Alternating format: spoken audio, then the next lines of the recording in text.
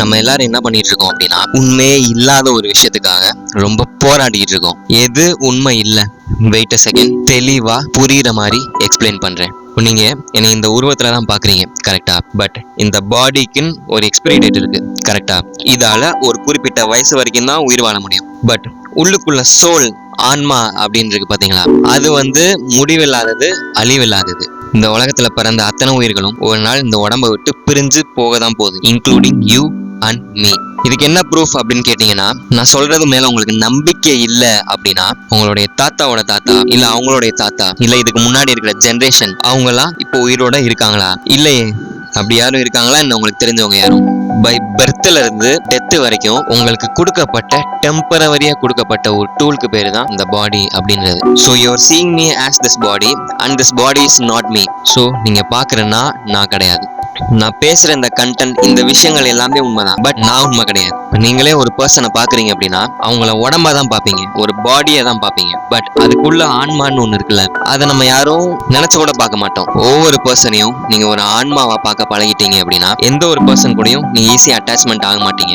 புத்தர் என்ன சொல்றாரு, இந்த உலகத்துல இருக்கிற எந்த ஒரு ஹியூமன் கூடயும் நம்ம அட்டாச்மெண்ட்டே வச்சுக்க கூடாது அப்படின்றாரு. அவர் சொல்றது ஒரு வகையில நியாயம் தான். பிகாஸ் இந்த உலகத்துல பிறக்கிற ஒவ்வொரு சோல்ஸும் தனித்தனி ஆன்மாக்கள் தான், யாரும் நமக்கு சொந்தமானவங்க கிடையாது. உங்களுடைய ஃபேமிலி மெம்பர்ஸ், உங்களுடைய பேரண்ட்ஸ், உங்களுடைய குழந்தைங்க, உங்களுடைய ஃப்ரெண்ட்ஸ், உங்களுடைய சொந்தக்காரவங்க அத்தனை பேரும் தனித்தனி ஆன்மாக்கள் தான். உங்க சொந்தக்காரவங்க உங்க சொந்தக்காரவங்களே கிடையாது, உங்க ஃப்ரெண்ட்ஸே கிடையாது. அவங்கவுங்களுக்குன்னு ஒரு மிஷன் இருக்கு இந்த உலகத்துல. அந்த மிஷனை செஞ்சு முடிக்கிறதுக்காக பூமி அப்படின்ற இந்த ஒரு பிளானட்டுக்கு ஒரு ஷார்ட் டேர்ம் ட்ரிப்புக்காக வந்திருக்காங்க. இந்த வேலையெல்லாம் முடிச்சுட்டு திரும்ப எங்க இருந்து வந்தாங்களோ அங்கேயே போயிடுவாங்க.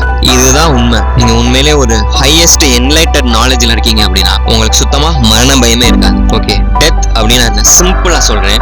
உங்களுடைய வேலையை முடிக்கிறதுக்காகவும் உங்க கர்மாவை பேலன்ஸ் பண்றதுக்காகவும் இந்த பூமியில நீங்க பிறக்கிறீங்க. பிறந்து முடிச்சுட்டு உங்க வேலையெல்லாம் செஞ்சு முடிச்சுட்டு திரும்ப இந்த உடம்பை விட்டு புரிஞ்சு வந்த இடத்துக்கே திரும்ப போறீங்க. இந்த ஒரு ப்ராசஸ் இருக்குல்ல, இந்த ப்ராசஸ்ல என்ன அப்படின்னா, இந்த உடம்புன்ற ஒரு விஷயமே நீங்க கிடையாது, டெம்பரவரியா கொடுக்கப்பட்ட ஒரு ஃபார்மேஷன், ஒரு ஸ்ட்ரக்சர், அவ்வளவுதான். அண்ட் டெத் அப்படின்ற ஒரு விஷயமும் ரொம்ப சிம்பிளான விஷயம். நீங்க உங்க ரூம்ல இருக்கீங்க, ஹால்ல உங்களுக்கு ஒரு வேலை அசைன் ஆயிருக்கு. உங்க ரூம்ல இருந்து எந்திரிச்சு வந்து ஹால்ல இருக்கிற வேலையை முடிச்சுட்டு திரும்ப உங்க ரூம்க்கே கிளம்பி வந்துடுறீங்க.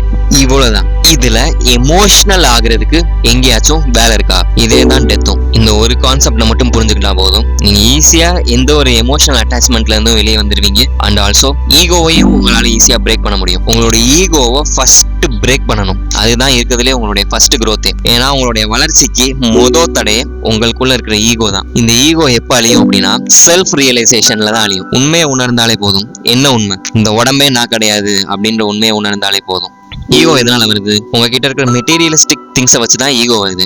என்கிட்ட இந்த விஷயங்கள்லாம் இருக்கு, இந்த பதவியில நான் இருக்கேன், உங்ககிட்ட இருக்கிற விஷயத்த வச்சுதான் உங்களுக்கு ஈகோன்ற ஒரு எமோஷனே ஃபார்ம் ஆகுது. பட் இந்த உடம்பே நீங்க இல்ல அப்படின்றத நீங்க புரிஞ்சுக்கிட்டீங்கன்னா உங்களுக்கு எப்படி ஈகோ வரும்? இந்த உடம்பே நீங்க இல்லை அப்படின்னா இந்த உடம்புக்கு சொந்தமான பேரண்ட்ஸ், பதவி, பொசிஷன், இது எதுவுமே உங்களை சேராது. இந்த உடம்புக்கு தானே சொந்தம். இந்த உடம்பை விட்டு நீங்க பிரிஞ்சுட்டீங்க அப்படின்னா எப்படி உங்களுக்கு ஈகோ வரும்? சரி, இந்த உடம்பு நம்ம இல்லை அப்படின்னு சொல்லி நீ சொல்ற இல்ல, அதுக்கு என்ன ப்ரூஃப் அப்படின்னு சொல்லி நீங்க கேட்குறீங்க அப்படின்னா அதுக்கு நான் ஒரு எக்ஸ்பிளனேஷன் ஒன்று கொடுக்குறேன். நீங்க இந்த உலகத்துக்கு எப்படி நீங்க வந்தீங்க? உங்க அம்மாவோட வயிற்றுல நீங்க பிறக்குறீங்க, ஒரு பேபி ஃபார்ம் ஆகுது, ஒவ்வொரு மாசமும் அது டெவலப் ஆகுது. அட் அ பீரியட் ஆஃப் டைமுக்கு மேல அந்த பாடியை வெளியே எடுக்கிறாங்க. உங்களையும் உங்க அம்மாவையும் தனியா செப்பரேட் பண்ணி எடுக்கிறாங்க, தொப்புள் கொடியை கட் பண்ணி. அந்த ஒரு பாடியில தான் நீங்க இப்ப ஸ்டே ஆயிருக்கீங்க.